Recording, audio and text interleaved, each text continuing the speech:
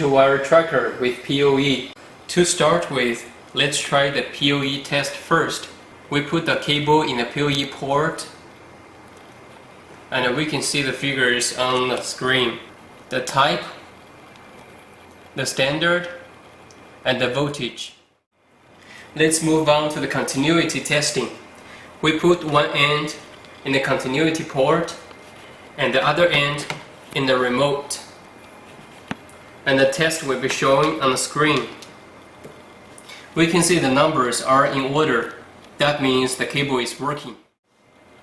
This is a 15-meter network cable. We put one end in the length or flash port and the other end is in the air. And the test will be showing on the screen. We can see it's 49.6 meter. So the accuracy is over 99%. Now let's try the scan test.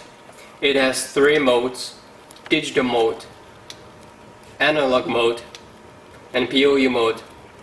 We select digital mode for now, and the receiver must matches the emitter.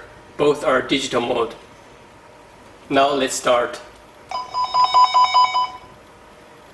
We can hear no sound here, so that means the target cable is not here. Now, so the gray cable is the target one, even though the blue one is close, but there's no sound. It can target the cable accurately.